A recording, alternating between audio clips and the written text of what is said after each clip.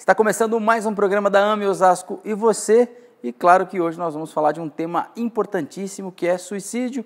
Eu sou Adriano Marques, conosco hoje Alejandro Vera, Emily Munhoz e o Alan Della Bella para falar desse tema tão importante e que tem cada vez mais causado arrepios em todos nós, não só no Brasil como no mundo todo, por conta dos números que cada vez mais estão crescendo e, claro, por conta do desconhecimento. Uma das coisas que sempre foi abordada aí por todos os suicidólogos é de que maneira falar sobre suicídio. E a melhor maneira é perguntar sobre suicídio, né? Ou seja, você que está nos assistindo agora, já pensou em cometer suicídio? Já passou isso pela sua cabeça? Então, aproveitar, deixe o seu like aqui, se inscreva no canal. Adriano, quando vocês colocam o link, às vezes não aparece. Pessoal, clica no link da AME Osasco e Você, ou digita no YouTube AME Osasco e Você, lá embaixo em vermelhinho vai aparecer inscreva-se. Quando você clicar ali, o que vai acontecer? Uma mágica fantástica. Por quê? Você passa a estar inscrito no canal e toda vez que tiver um vídeo novo como esse deste mês, você será avisado aí no seu aparelho, no seu smartphone, no seu computador, enfim, e você poderá assistir sempre. Agora, o mais importante é que você compartilhe, mande isso para todo mundo, e a pessoa vai dizer para você, mas eu já assisti, não tem problema, assiste de novo, que a gente precisa que vocês se inscrevam no canal, comente, compartilhe e deixe aí a sua pergunta. Todo mês vocês têm acompanhado aí no início do mês, logo no primeiro dia, a postagem de um vídeo. Se você está começando a assistir, é o primeiro, volta aí no canal, tem outros vídeos interessantes sobre outros assuntos. Ok? Agradecer sempre o apoio do Carlos e da Casa Ismael, de todos que sempre nos apoiam e de todas as AMEs, seja AME Brasil, AME Osasco, AME São Paulo, qualquer AME, nós agradecemos muito e estamos também convidando a vocês participarem conosco numa entrevista. Alejandro Vera, médico psiquiatra, presidente da Associação Médico Espírita de Osasco, coordenador do Departamento de Saúde Mental da AME Brasil. Alejandro, bem-vindo. Tudo bem, Adriano? Graças a Deus, bem. Uma alegria a gente poder abordar esse assunto que é tão importante e que vai passar neste mês de setembro, aí, que é considerado o Setembro Amarelo de Prevenção Mundial ao Suicídio. Muito bem. Emily Munhoz, que é médica psiquiatra, homeopata, analista junguiana, membro também do Departamento de Saúde Mental da AME Brasil e também vice-presidente da AME Osasco. Mi, seja bem-vinda. Obrigada. Mais uma vez agradecendo a oportunidade. Muito bem. E o Alan Della Bella, nosso querido tesoureiro, psicólogo e imperador. Não ia deixar passar essa, né? Bem-vindo, Alan. Obrigado, Adriano. Obrigado, amigos. Sempre uma felicidade grande participar dessas reflexões. E também agradecer ao Carlos Penélope, que dá essa força para nós, nos ajuda na gravação, na edição e tudo que você assiste aí com a qualidade fantástica é do grande e querido Carlos Penélope, que sempre nos acompanha aqui também. Alan, Emily e Alejandro. E é um tema muito discutido, muito falado, mas ao mesmo tempo pouco conhecido, pouco debatido nos meios que talvez deveriam ser mais debatidos, que é, por exemplo, as casas espíritas, e que nós nunca acreditamos ou imaginamos que isso vá acontecer, ou seja, será que isso vai acontecer na minha família? E de repente você recebe uma mensagem no WhatsApp, olha, fulano cometeu suicídio. Aí você fala, mas fulano estava tão bem, outro dia eu vi as fotos dele na praia, né? Vi as fotos dele na festa, quer dizer, parece que as coisas vão acontecendo de um jeito que ninguém percebe. E aí eu acho que quero fazer uma pergunta para todos, mas para a gente começar esse bate-papo, Alejandro, em que momento atual o Brasil está vivendo em relação à questão do suicídio? Ou seja, é uma coisa externa? Isso ainda continua o estigma do tipo, o Japão é o país que mais comete suicídio, ou seja, é lá fora. Que momento que nós estamos vivendo isso agora? Como nós podemos entender isso? Bom, voltando um pouquinho daquilo que você disse, né, Adriano, é tão importante poder abordar esse assunto e poder romper com preconceitos, quebrar os tabus. A dificuldade existe justamente por não abordar. Seja o suicídio, seja os transtornos mentais de uma forma geral. Então a gente vai colocando uma série de barreiras em cima daquilo que nos incomoda, nos distanciando dessa temática que é tão importante e não compreendendo o fenômeno que é tão complexo, para que nós possamos justamente trabalhar em cima da prevenção e para que esse número não cresça da maneira como tem crescido, em especial no Brasil. Então, para entender um pouco da posição do Brasil no mundo, é importante trazer algumas estatísticas e importante também trazer o trabalho que vem sendo elaborado pela Organização Mundial de Saúde, de prevenção, em especial de um suplemento que foi lançado em 2014, que é justamente, na época, era trabalhar a diminuição dos índices de suicídio no mundo inteiro em 10% até o ano de 2020, 2022. Isso para o mundo todo. Por quê? Porque, justamente, a ideia é que se tinham, ou melhor, os dados vinham mostrando que o suicídio vinha crescendo de forma assustadora em todo o planeta e que alguma coisa era necessário ser feito. E aí eles colocam esse suplemento que se chama Suicídio Imperativo Global, a necessidade da prevenção, que está aí, é acessível para todos em PDF, para quem quiser ter mais dados, informações sobre o tema, é só acessar o site da Organização Mundial de Saúde. E lá eles vão trazendo esses dados que são muito importantes, vão mostrando para a gente esse fenômeno chamado suicídio, colocando aí que por volta de 800 mil pessoas cometiam suicídio por ano em todo o planeta. Dados esses que são subestimados, pelas dificuldades enormes de nós coletarmos maiores informações, em especial em alguns países onde essa coleta é mais prejudicial, por exemplo, o continente africano, ou mesmo no Brasil, onde ainda nós temos dificuldades na questão de você relatar a causa da morte de quem chega no hospital com uma morte consequente ao suicídio. Então, na realidade, esses números devem gerar por volta de 1 milhão de mortes. Então, assim, 1 milhão de mortes por ano, que equivale a uma morte a cada 40 segundos. Isso sem nós referimos às tentativas, graças a Deus mal sucedidas, mas que são uma tentativa a cada 2 segundos. Isso sem considerar quem pensa em pôr fim à vida. Ou seja, que tem um pensamento de morte, mas ainda não tentou. Então, teríamos aí, em média, uma morte consumada pelo suicídio, temos aí 20 tentativas, e para cada tentativa, mais 20 pessoas pensando em pôr fim à vida através do suicídio. Ou seja, ninguém comenta, não é muito falado, mas parece que a população inteira mundial pensa em suicídio quase que o tempo inteiro. Né? Muitas pessoas, sem dúvida. Né? Não é o geral, não é todo mundo que eu digo, mas um número muito grande de pessoas que o tempo inteiro estão pensando nisso. Sem dúvida, é um número assustador. E quando a gente começa a fazer essa divisão por país, em números absolutos, aí a Índia ocupa o primeiro lugar, ou seja, quase 260 mil mortes no ano. E se nós pensarmos aí no Brasil, o Brasil ocupa o oitavo lugar, com quase 12 mil suicídios por ano, equivalente aí a 32 mortes por dia. Então, são números assustadores e responde à tua pergunta em que momento o Brasil se encontra, qual a situação do Brasil nesse sentido.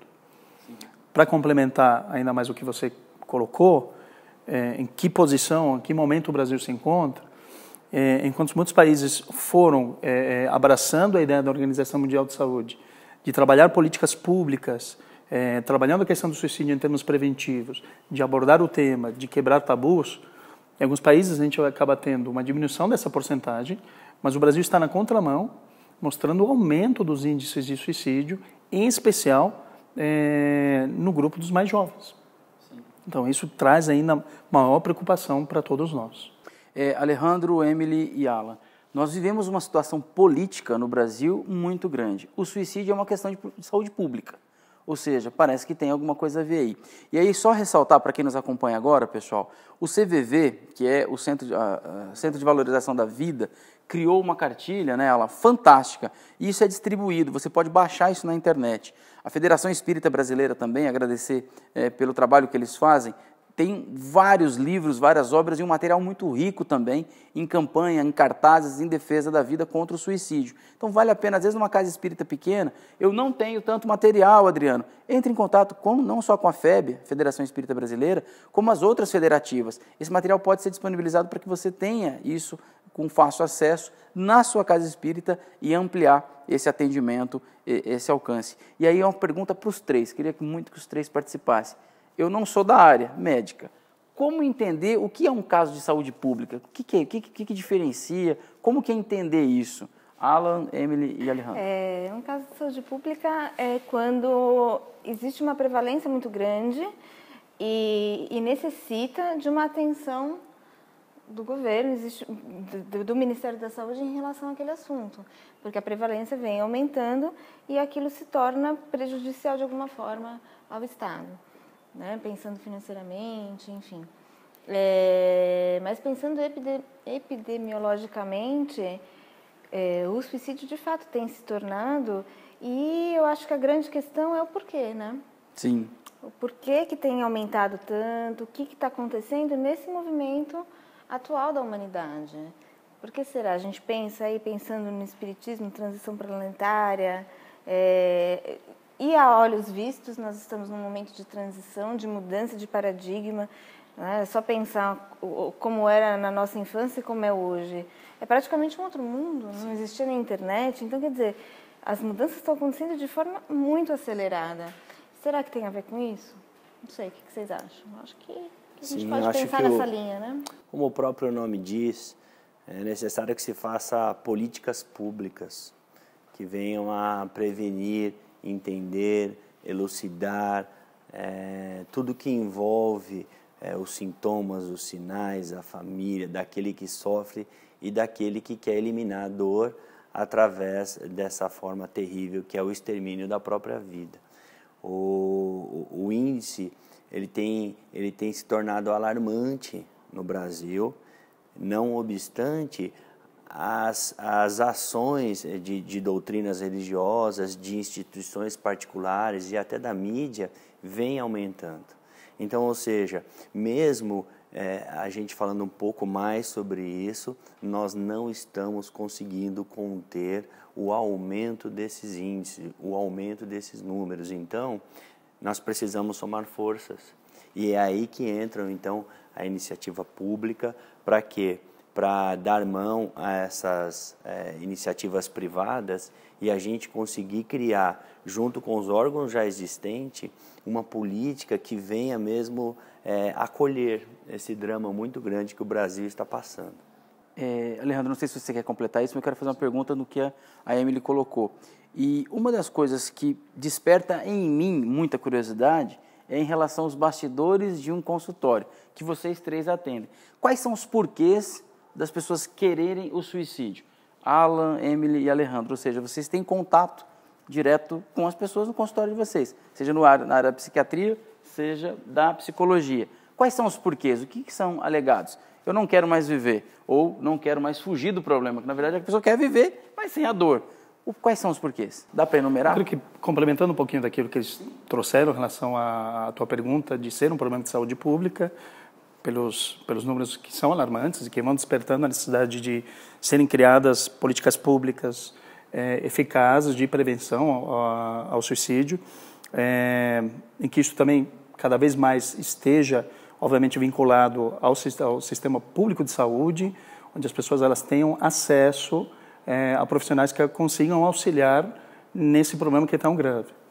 É claro que quando a gente olha para a questão do suicídio, enquanto complexo que envolve uma série de fatores envolvidos, se faz necessário pensar nos porquês e que porquês são esses que estão mais alinhados ao fenômeno do suicídio. E aí as pesquisas vão apontando que a maior parte das pessoas que cometem suicídio, alguns falam de 90%, 99%, dados que são trazidos pelos suicidólogos, que são os especialistas no tema, dizem que essas pessoas sofrem de alguma doença mental. E que doenças são as mais prevalentes? Em primeiro lugar, nós temos os transtornos de humor, que envolvem os quadros de depressão grave ou transtorno afetivo bipolar.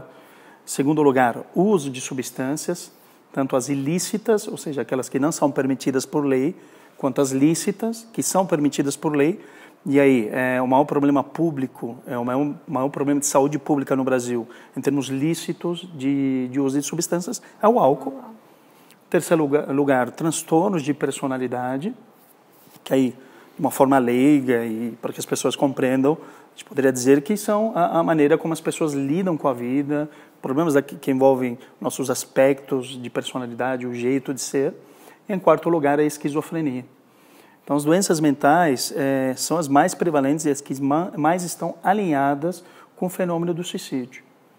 Então, olhar para o suicídio é olhar para as doenças mentais, é entender que as doenças mentais elas têm aumentado absurdamente também no mundo inteiro, sim, que a depressão hoje é a doença mais prevalente do mundo e que, portanto, também preciso olhar para isso, romper tabus, falar e tocar cada vez mais nesses temas e entender que as políticas públicas devem ser direcionadas às doenças mentais.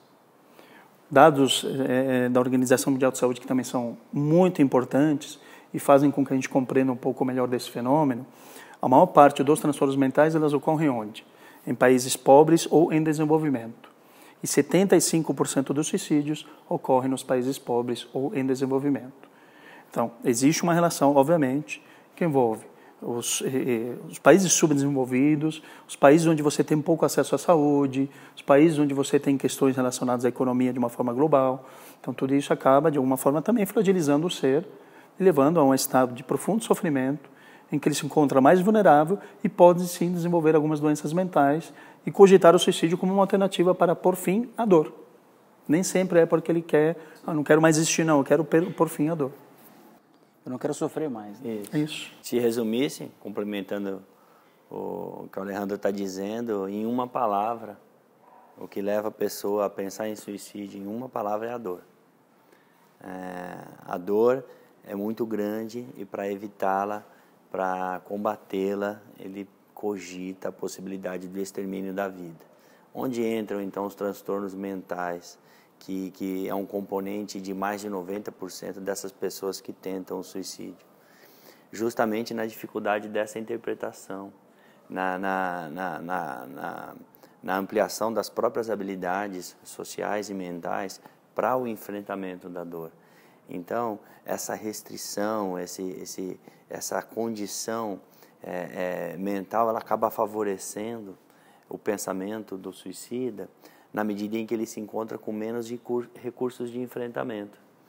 Então, é muito importante a gente dar atenção, quando se fala em prevenção, às questões de saúde mental, às questões das drogas lícitas, o álcool, por exemplo, que também é um componente de abertura para as drogas ilícitas. Quando eu rompo com o meu crivo de ética e de moral e passo a usar substâncias que não são nem permitidas, associado a algum problema, alguma restrição que eu tenho de ordem mental, vai se tornando um elemento perigoso, vai se formando componentes que são perigosos e que vão rodeando sempre aquele que pensa em exterminar a própria vida. Sim. Essa dor que você fala, ou seja, em uma palavra, resumir, dor psicológica, espiritual, tem outros, ou dor no geral? Dor. É a dor psíquica, né? A dor psíquica. Aí a gente sabe que tem componentes espirituais, emocionais, enfim, até acaba somatizando, né? A gente sabe que, por exemplo, o depressivo, ele é preenchido por um vazio que machuca, que dói, que faz com que ele fique ficcionado naquilo e é muito difícil combater.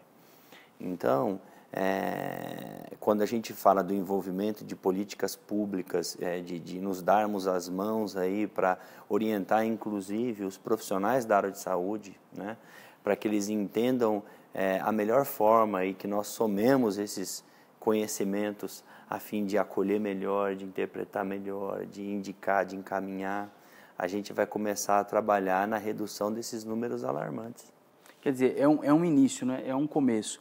Pessoal, acho que uma coisa interessante, você está nos acompanhando sobre o tema suicídio, o Alejandro Vera e a Emily Munhoz são médicos psiquiatras e o Alan Della Bella é psicólogo e, claro, tem todo um aparato, todo um conhecimento, até por conta do atendimento que faz. Mas uma coisa muito interessante que a gente procura trazer aqui no programa da AME Osasco, você não é a reprimenda, ou olha o que vai acontecer com você se você fizer isso. Não é nada disso. É a ideia do acolher. Acho que uma coisa interessante que a doutrina espírita traz para nós, que é o seguinte, por que o espiritismo consola? Porque ele esclarece. E a ideia de falar do suicídio é exatamente isso, é esclarecer.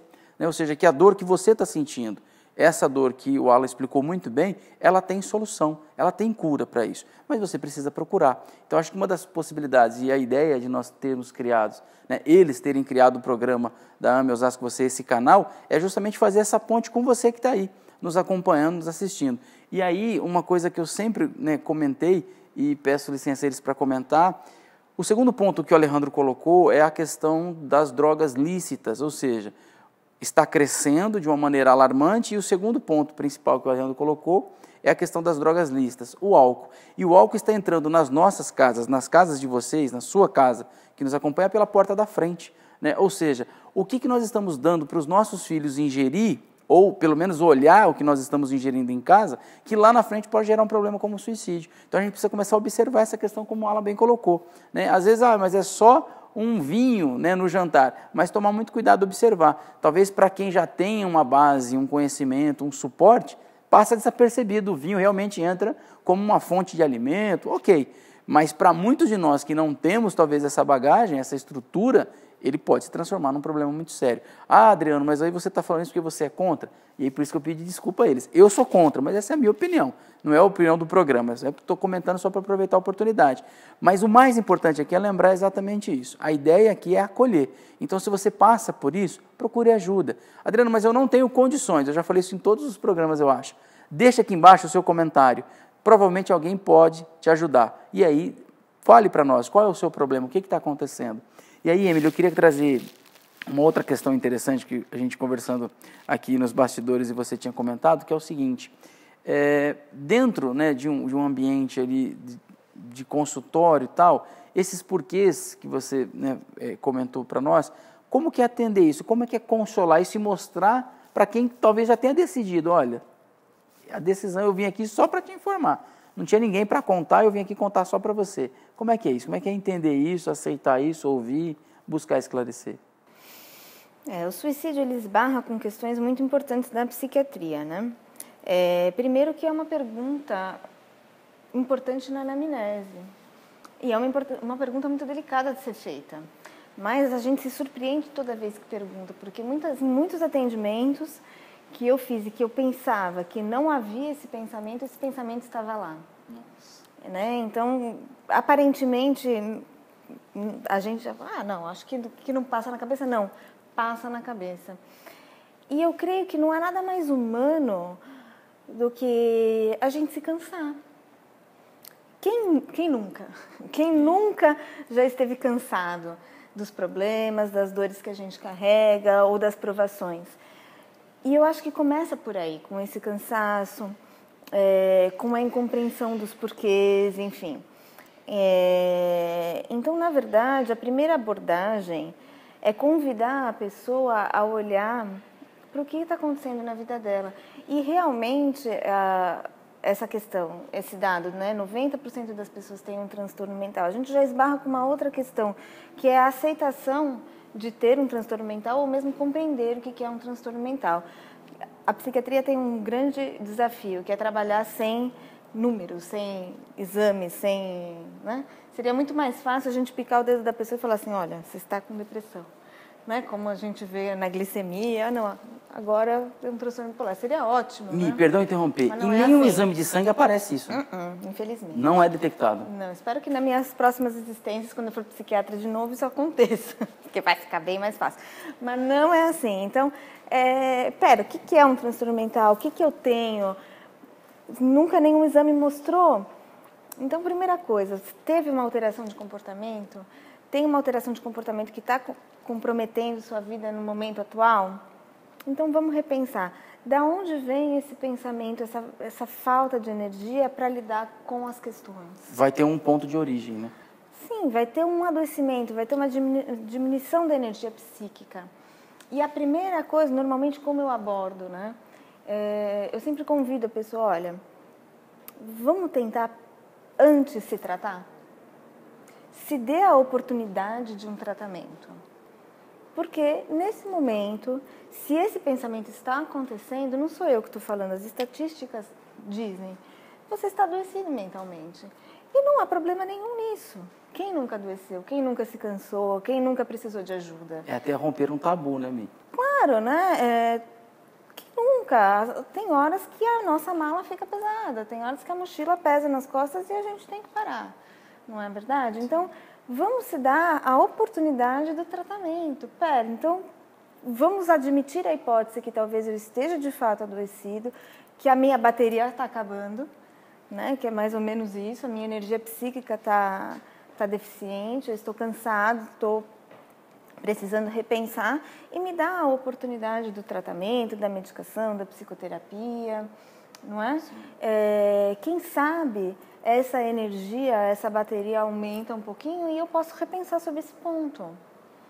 né, sobre esse ponto fundamental que é ir contra um instinto, na verdade. Nós temos o instinto da sobrevivência. Então, tem alguma coisa acontecendo.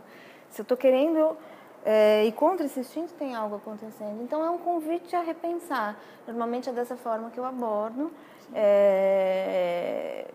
E isso é muito importante. Na verdade, a nossa obrigação enquanto profissionais da saúde é esse convite. Vamos olhar esse ponto de uma outra forma? Então, é mais ou menos nesse sentido. Alejandro, Emily e Ala, como nós somos bem jovens, seria mais ou menos assim, me atualizar o iOS e recarregar. Você gostou dessa? Eu tinha pensado nessa, vou usar. Ou seja, a gente está precisando atualizar o iOS, está muito ruim, atualiza, recarrega e vai que vai. Alan, eu queria fazer um comentário muito interessante que a gente falou no bastidor, que eu queria trazer para dentro do programa, que é o seguinte. O André Trigueiro traz na sua obra de que para cada suicídio, e aí o Alejandro trouxe uma estatística, um número gigantesco, ou seja, a cada 40 segundos, então imagina um programa nosso aqui que tem 40, 50 minutos, quantas pessoas estão cometendo, tirando a própria vida. O André Trigueiro traz dentro da sua pesquisa de que para cada um suicídio, ou seja, para cada fato, 6 pessoas mais próximas são diretamente atingidas. Ou seja, que também é um outro número, né, ali, que a gente pode incluir naquela conta que o Alejandro fez, dessas 6 pessoas. E aí a pergunta é para você, a Emily e o Alejandro participa também, como que é atender esses 6? Porque o cara já cometeu, então quer dizer, a gente já, né, enfim, já foi, não tem mais o que fazer. Mas tem 6 com reais chances potenciais, vamos dizer assim, de também cometer por conta daquela perda. Como que é atender esses 6? Seja amigo, familiar, parente, conhecido? É um problema recorrente no consultório. Você pensa que durante uma consulta em psicologia de 60 minutos, 1.800 pessoas vão pensar em se matar. Um dado que o Alejandro trouxe. E tem aqueles que cometem um suicídio, e aí quem acaba tendo um encontro mais próximo da dor é o familiar. A dor sempre vai ser um componente presente. Não tem como a gente passar uma jornada, encarar a vida, os desafios de vida, sobretudo com as explicações da doutrina espírita, que nos coloca imersos no mundo de provas e expiações. Então, não dá para a gente passar pela vida sem sentir dor. E o consultório é esse lugar onde a gente vai conseguir fazer um deslocamento sobre o entendimento da dor, entendendo, alinhando a dor como um processo positivo na reeducação do espírito e no enfrentamento cotidiano da vida. Então, se a pessoa tem espiritualidade, se o familiar tem religiosidade, se ele consegue entender a sua vida para além desse plano físico, a gente pode seguir uma linha inicial de tratamento falando da imortalidade da alma. Os religiosos assumimos uma postura de continuidade da vida e isso é uma informação consoladora, que merece ser explorada para entender o deslocamento do entendimento da dor. Mas aí você me pergunta, tem muita gente que é agnóstica, tem muita gente que não acredita na continuidade da vida. O que dizer a essa pessoa? Eu me recordo das falas que eu vi em vários encontros de reflexões sobre o tema, até de casas espíritas, onde a gente pode seguir a linha do momento vivido com a pessoa. É importante para aquele que não acredita na imortalidade da alma, ele valorizar o período em que a pessoa esteve com ele. O fenômeno da desencarnação através do suicídio é um recorte da sua existência. Mas, para além desse fato horrível que foi cometido por ele, tiveram anos de trocas, de felicidade, de amparo, que ficam guardados na memória, no recôndito mais caloroso da alma. Então a gente vai resgatando essa ideia de que, em vez de valorizar o momento de extermínio, de autoextermínio, vamos deslocar para tudo que a gente viveu com a pessoa e começar a fazer uma ressignificância desse sentimento a partir desses envolvimentos. Isso é dar uma arborizada no pensamento, sair daquela ideia fixa e entender que tudo está dentro de um processo onde cada um de nós vai responder pelo que faz. Emily e Alejandro, a questão da medicação ou do medicamento para esses 6 diretamente atendidos. A família geralmente não busca, né? Pegando um exemplo, criando uma situação, um filho, né, um jovem comete suicídio, o pai ou geralmente a mãe busca o consultório. Mas como que é medicar essas pessoas no campo da medicação mesmo, estou dizendo? Emily e Alejandro. O que você tocou é extremamente importante, né, desse número de pessoas que acaba sendo atingido direto ou indiretamente pelo fenômeno do suicídio, porque é a atuação em pós-venção, naquilo que nós chamamos de pós-venção. É necessário trabalhar na prevenção para aqueles que são potenciais suicidas, pelas dificuldades aí que vão se apresentando, e a pós-venção no intuito de poder acolher os familiares ou outras pessoas mais próximas, porque a chance dele desenvolver também uma doença mental ao longo do tempo aumenta muito. E a chance também de ele se tornar um potencial suicida também. Então, esses dados eles não são apresentados.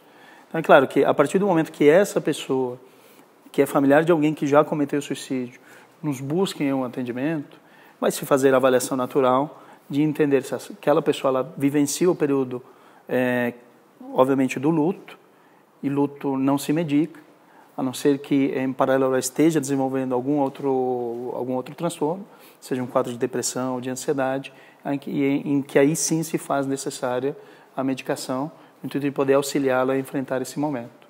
Assim como aquilo que a Emily tocou anteriormente, quando o paciente nos busca no consultório e apresenta algum problema no qual é possível ser diagnosticado e, portanto, é possível ser tratado, justamente para que nós possamos atuar dentro desse campo. A medicação é um dos pilares do tratamento. Um dos recursos. É um dos recursos que nós temos. Ressaltando que quem já está no consultório já está dando o primeiro passo, né? Já está dando o primeiro passo, Claro. com certeza. Está admitindo que a mochila está pesada. Pesou. Pesou. E a medicação vai ajudar a carregar esse peso. Na verdade, é isso. Por isso que é um dos auxiliares, né? Sim. Vai ajudar a carregar esse peso, vai auxiliar a compreender, a ressignificar essa situação. Então, Pessoal, entra nesse sentido, né? Um dos pontos muito interessantes, assim, não dá tempo de a gente abordar todas as questões que nós gostaríamos, mas eu tive uma felicidade muito grande em conhecer os três, né? E converso muito com eles, seja pelo WhatsApp ou pessoalmente antes das gravações. E uma das preocupações aqui, latente de todos nós, é a questão da juventude. E muitos jovens nos acompanham. O programa é longo, não dá para assistir tudo. Eu vejo isso com o retorno, com o feedback que a gente tem dos jovens da nossa mocidade, né, da Casa Espírita em que eu atuo, que é o Vantuí de Freitas. E muitos falam, tio, mas é muito longo, é chato de assistir e tal. Mas eles trazem isso. Então, acho que um ponto interessante para falar para você, pai, mãe ou jovem que nos acompanha é: não tenha vergonha disso. É o que a Emily acabou de brincar aqui e dizer, né, de uma maneira muito carinhosa. A mochila pesou e é natural que pese, seja com 12, com 15, com 17 anos de idade. Por quê? Porque nós temos que lembrar daquilo que a Emily lembrou muito bem no começo. Existe uma bagagem antes aí. Nós somos espíritos milenares. Então, é natural que talvez essa bagagem chegue agora, com 12 anos de idade, pesadíssima. É verdade. Né, Mi? Sim, sim. Ou seja, ela está muito mais pesada do que as nossas 4 bagagens juntas. Então é natural isso, então não tenha vergonha. E muito cuidado com o tipo de brincadeira. A questão do bullying, a questão, né, daquilo que a gente pode fazer e pode levar uma pessoa a esse ponto. E aí, Alejandro, eu queria voltar num ponto que foi a primeira pergunta no começo, mas para trazer o seu conhecimento, a Mi e o Alan também podem participar. Esse crescimento alarmante no Brasil, ou seja, entre os jovens em especial, de onde vem isso? Porque nós temos uma facilidade muito maior de comunicação, ou seja, na nossa época aqui, para você falar com um amigo, e eu lembro muito disso, né, na Zona Leste de São Paulo, quando um amigo, quando eu conhecia alguém que dizia, eu tenho o telefone em casa, era o rei da turma, porque imagina, o cara tinha um telefone em casa, né? Ou aparecia um carro novo na garagem de um amigo, comprou, minha mãe vendeu uma linha que a gente tinha e trocou no carro, quer dizer, era uma coisa, mas impressionante, não era muda, né? E a comunicação era cara a cara, você tinha que, imagina, você marcar com alguém para encontrar com alguém, você tinha que encontrar com a pessoa primeiro, para marcar o segundo encontro, né? O que mudou, Alejandro? Por que está crescendo tanto? Ou seja, a gente facilitou tantas coisas, melhorou a comunicação, aproximou, mas distanciou, cara. Parece que a gente está mais distante, em especial, e aí junto os outros na resposta, na pergunta também, que é o quê? Dentro da família distanciou. Sim. Bom, você tocou em um ponto que, de fato, não dá para a gente passar batido, né? Que são jovens, que a gente precisa ter muito carinho para esse grupo, para essas faixas etárias, e trazendo também, puxando um pouquinho mais desses números que nos servem para que a gente tenha a dimensão do problema. Se nós pensarmos na faixa etária de 15 a 29 anos, seja aí início da adolescência ou início da vida adulta e tal, é a segunda maior causa de mortes violentas no mundo, contando tanto o gênero masculino quanto o feminino. Se nós pensarmos entre 15 e 19 anos de idade, só no gênero feminino, a maior causa de mortes violentas, ou seja, o suicídio.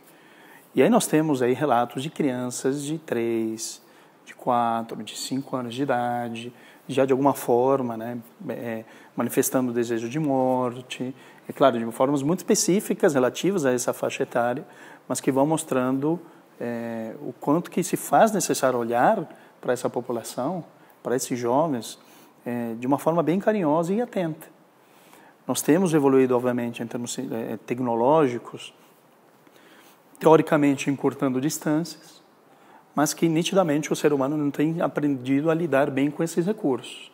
É um pouco daquilo que Emmanuel nos diz, do processo de adoecer do espírito, entendendo que quando nós abusamos dos recursos que nos são dados pelas leis divinas, nós adoecemos.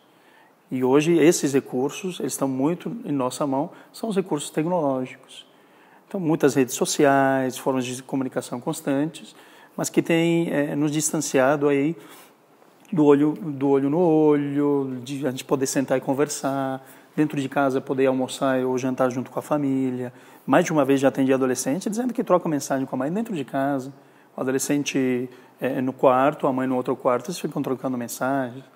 Quer dizer, ou um está na rede social e o outro está jantando, não tem horários próximos. Mais de uma vez também as queixas que têm sido recorrentes aí com alguns colegas e amigos que são professores, quando o jovem ele busca o professor como uma referência dentro da escola, dizendo que os pais eles têm muito interesse por eles nas primeiras idades, em que de fato o pai é uma figura importante, a mãe, mas quando você começa a chegar na adolescência, como às vezes a linguagem se distancia, o pai também naturalmente começa a se distanciar. Então o jovem ele começa a buscar outras referências. E ele deixa de contar também para o pai, em especial, né, Alan, diferente da mãe muitas vezes, os motivos que estão levando ele a parar de estudar, não querer comer, quer dizer, o meu pai não vai entender, né, Mi? Sim. A minha mãe entende, mas o meu pai, se eu falar, muito Porque, antigo. na verdade, assim, esse tema é um tabu, por quê? Porque é um peso muito grande, né? Tem a correlação com o fracasso. Então, como que eu vou dizer para o meu pai que eu estou pensando, que eu estou fracassando? Então, essa mudança de tempos, né? Eu acho que gente, se a gente não percebe o que está acontecendo, as coisas estão indo muito rápido. Então, é um convite do universo a repensar. Se a tecnologia, se as coisas estão mudando tão rápido, o nosso pensamento e os dogmas, as nossas crenças também precisam ser repensados. Então, a primeira questão é, será que é um fracasso? Então, o acolhimento dentro de casa, os laços, precisam ser repensados. Então, será que... Porque muitas vezes você dizer para o pai ou para a mãe das suas fraquezas, a pessoa tem a fantasia que vai decepcioná-los, não é? Mas não, quando pode ser uma grande oportunidade de aproximação. E os pais também têm a fantasia que não vão poder ajudar. Não, sempre, toda dor, todo momento de diminuição da energia é um convite do universo a repensar aqueles laços e aprofundá-los e vivenciar o verdadeiro amor, que é a parceria, é poder olhar o outro como um ser que sim adoece, que sim tem dificuldades, que sim tem fraquezas. E o que eu posso fazer para te ajudar? Simplesmente, muitas vezes eu não posso fazer nada, mas a minha disponibilidade, o meu abraço, o meu acolhimento é tudo que a pessoa precisa. O meu ouvido é tudo que a pessoa precisa. Então, poder olhar aquele sofrimento não como um fracasso, mas sim como um ato mais humano, é um convite que é importante que todos tenham e é um movimento que o universo pede de repensar. O que a Emily e o Alejandro falam é justamente o que aparece em consultório. A extensão disso que eles estão dizendo aparece na queixa do adolescente que vem em consulta psicológica. E eu sempre costumo dizer para eles o seguinte, a questão do questão do pensamento do suicídio, o que é o tema de hoje, né? A questão da tentativa do ato, ela está muito ligada à afetividade. E toda a tecnologia que a gente encontra hoje, é isso que eu falo para eles, ela faz com que nós tenhamos uma comunicação ampliada, mas não necessariamente afetividade. A afetividade com a tecnologia foi prejudicada. Então, nós temos mais comunicação, mas temos menos afetividade. Um emoji não substitui um olhar nos olhos. Não adianta. Olhar no olho é olhar no olho desde que o mundo é mundo. Não é? Agora eu vou precisar falar aquilo que todo programa eu falo, ainda mais quando o olho é o olho, na doutora Emily. Fernanda Siqueira. Não posso reclamar. Doutora Emily. Ai, Adriano, você vai gravar com a doutora do Olho Bonito? Tá aqui. Depois ela te manda um abraço também. Eu trouxe esse assunto, Mi, Alejandro e Alan. Tem duas jovens, na verdade, né, não vou citar os nomes, mas uma delas é muito especial, muito querida. É a segunda faculdade, está cursando uma faculdade federal em um estado muito concorrido, que é o Rio de Janeiro. E conversando com ela sobre essa questão, ela falou assim: Adriano, às vezes eu fico preocupado, assim, porque eu não consigo aceitar tanto mais a questão do espiritismo e tal, mas a bagagem, a compreensão dela em relação, ela fala: olha, então o suicídio eu nunca pensei, mas às vezes é muito difícil carregar isso. E eu fico vendo que eu não tenho tanta capacidade. E eu brinquei com ela, falei: olha, Ju, né, é interessante isso, porque você está na segunda faculdade federal e não é qualquer um que entra na faculdade federal num curso que você está, né? Então, eu acho que interessante é isso que você colocou, né? Minha bagagem está pesada, mas eles têm capacidade para isso, só que precisa de ajuda, né? Por isso que está junto com a família. Então, eu acho que essa ideia de a gente trazer esse tema aqui hoje é justamente dessa questão do consolo. E aí, pensando na questão do nosso tempo, que não é tão grande, para a gente não estender tanto, lembrar a todos vocês que o Alejandro Vera, a Emily Munhoz, que são médicos psiquiatras, estão esperando o seu comentário, o Alan Della Bella, que é psicólogo, também aguarda aí o seu comentário e a sua dúvida. Para a gente caminhar para esse final de bate-papo, Alejandro, Emily e Alan, quando nós pensamos no acolher, ou seja, no estar junto, no trazer para perto de nós, a pergunta, você já pensou em suicídio? Ela é importante. Mas e a resposta da pessoa quando é sim? Qual o nosso próximo passo? Porque eu pergunto por curiosidade, você já pensou em suicídio? E a resposta vem de lá para cá, sim. E eu faço o quê? Então tá bom então. Você já assistiu o Titanic? Quer dizer, eu preciso também ter uma bagagem, porque senão eu faço o quê com isso? Eu queria que vocês comentassem um pouco sobre isso. Porque a gente está ensinando o tempo inteiro aqui a perguntar, mas eu acho que eu gostaria muito de ouvir de vocês a resposta do que fazer. Né? Ligo para o CVV, ligo para o 90, e aí uma das recomendações que está no livro do André Trigueiro é isso. Se o caso for grave e urgente, 190 chame a polícia. Correto, Alejandro? Adriano, você coloca um ponto fundamental, muito importante, porque, claro, quem nos assiste, e a gente sabe disso, não necessariamente é da área da saúde, e muitos sendo mesmo da área da saúde, eles não têm esse manejo com o paciente potencialmente suicida, e muitos que nos assistem estão vinculados, por vezes, às casas espíritas. Sim. E claro, a gente não pode perder a oportunidade também de dizer que esse tem sido uma preocupação nossa dentro do Departamento de Saúde Mental da AME Brasil, em projeto de parceria junto com a Federação Espírita Brasileira, de um projeto chamado Prefiro Viver, em que um dos pontos fundamentais é justamente poder capacitar o atendente fraterno para que ele possa acolher essa demanda na casa espírita.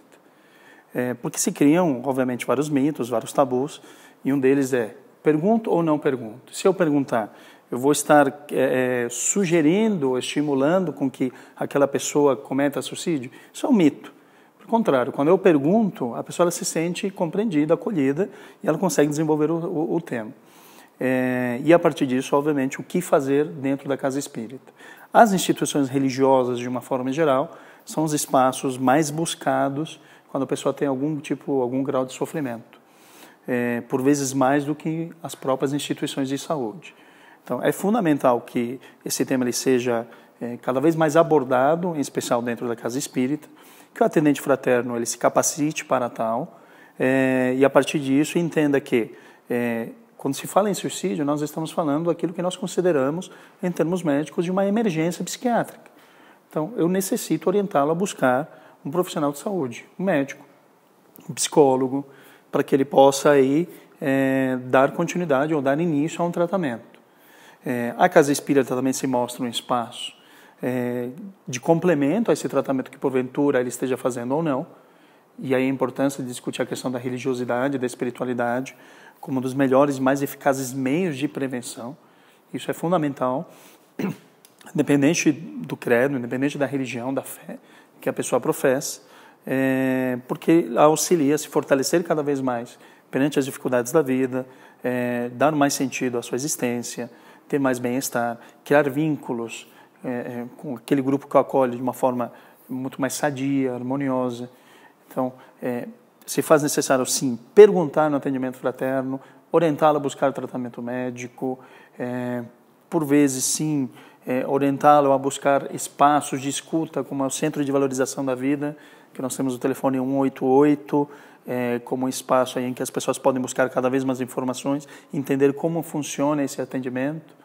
Você vai ver que, embora hoje, né, não siga nenhuma linha religiosa, tem as suas bases de criação dentro da doutrina espírita. Tem um grupo de jovens que foi ler Memórias de um Suicida, de Ivone Pereira do Amaral, que é um clássico e que tanto colabora para o entendimento desse fenômeno. Então, são meios que as pessoas podem buscar para que elas possam ser auxiliadas. Emily? Então, na questão, né, do atendente fraterno, quanto que é importante mesmo perguntar, acolher toda essa situação e o que fazer. Primeiro, romper dentro de nós esse preconceito e esse medo e poder falar sobre o assunto, lembrando que todos precisamos ser acolhidos nos momentos de dificuldade e encaminhar para os locais competentes. Então, você já procurou um médico? Você já procurou um psicólogo?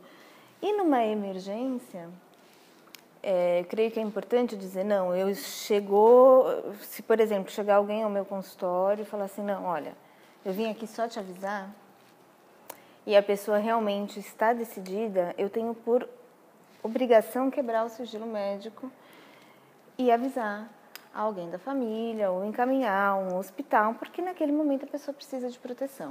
Bem, rapidinho, quem nos assiste agora e passar por isso e não é médico, pode também fazer isso? Sim. Deve? Sim, porque na verdade assim, olha, tá aqui, né, vou cometer. Sim.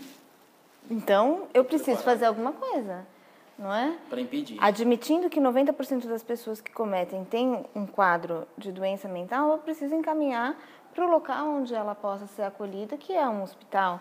E sim, avisar alguém da família, alguém que possa cuidar daquela pessoa naquele momento de extrema fragilidade, evitando o ato supremo. Né? Então, já aconteceu diversas vezes no consultório, essa situação onde a gente precisa ali, naquele momento, romper o sigilo médico e avisar alguém da família, encaminhar um hospital, para que a mala seja aliviada de uma forma mais rápida, para que a questão não aconteça. Alan, como entender isso? Concordo plenamente com os amigos. Eu acho que quanto mais a gente ampliar, discutir, aprender, buscar soma, mais a gente vai ser efetivo no combate ao suicídio. A gente não pode esquecer que as pessoas mais intelectualizadas, mais espiritualizadas, apesar de tudo isso, também, apesar do risco menor, também tem essa problemática. Os espíritas também cometem suicídio, por exemplo, né? Então, a casa espírita, por ser muito procurada nesse quesito, né, por falar da vida espiritual, ela vai continuar sendo um lugar onde muitas pessoas, até não espíritas, vão buscar ajuda. Então é necessário que a gente amplie, nós que trabalhamos na casa espírita, que frequentamos a casa espírita, não precisa ser um dirigente, o frequentador, aquele que quer se tornar um voluntário, aquele que está na mesa do curso das obras de Allan Kardec, está tendo conhecimento com a espiritualidade. É necessário que ele leve essa temática para que, a partir dessa discussão e respeitando as condições de cada casa, se crie uma política para tratar desse assunto, para falar desse assunto, e juntos nós vamos buscando ajuda, nós vamos somando conhecimentos, e é através dessa prática que nasce de nós, que vai se ampliando para os órgãos aí, nas instituições onde cada um de nós trabalha, é que a gente vai começar a diminuir esses números. Quer dizer, é a partir daí que a gente vai começar a ter um retorno melhor. Sem dúvida, sem dúvida. Mais uma vez agradecer, obrigado. Eu que agradeço, felicidade grande de estar refletindo sobre esses temas tão importantes. Alejandro, brigadão mais uma vez. Eu que agradeço, uma alegria poder a gente compartilhar desse tema. Ficando mensagem sempre para quem que nos acompanha, quem vai também nesse momento se identificando com o tema, busque ajuda, não sofra em silêncio, compartilhe as suas dores com as pessoas que são mais caras, né? Sejam seus pais ou não, sejam amigos mais próximos, para que você possa aí ser acolhido de uma forma fraternal, para que você possa aí dar início ao seu tratamento, no sentido de que dê um sentido maior à sua existência, à sua vida, como sendo algo primordial, no intuito de que não cogite o suicídio como uma alternativa para pôr fim às suas dores. Quer dizer, busque outras, né? Emily. Agradeço a oportunidade e o convite, né? Vamos repensar, vamos ampliar e mudar o ponto de vista, porque Jesus, em sua misericórdia, vai sempre abrir o nosso entendimento para olhar aquela situação de uma maneira diferente. Sempre dá para mudar, né, Mi? Sempre, tenho certeza que sim. É só a gente se abrir a essa probabilidade. Pessoal, imagina vocês que hoje eu comecei o programa sem luz nenhuma e olha, brilhei a vossa luz. Né? O sol está demais hoje. Agradecer ao Carlos Penélope que nos ajuda demais e a você que participou conosco, que está aí. Não esqueça de comentar, de se inscrever no canal, de participar conosco. O mais importante é sempre a sua presença conosco. Sempre há saída, há solução. Preciso que você colabore, que você nos ajude, que você participe conosco nessa integração. Isso que a Emily, o Alejandro e ao Alan, né, comentaram aqui hoje, é exatamente para que você possa ter um suporte e entender de que a solução existe. Precisa que você tenha vontade e busque ela. Às vezes nós aqui também não conseguimos chegar a todos vocês, mas você compartilhando esse material, esse conteúdo, pode ser que isso resolva e ajude milhares de pessoas. Agradecer mais uma vez, eu sou Adriano Marques, ficamos por aqui, mês que vem tem mais uma entrevista e, claro, lembrando que o próximo pode ser você sentado aqui nessa poltrona gostosa para bater um papo sobre algum tema, ok? Um abraço a todos e até a próxima.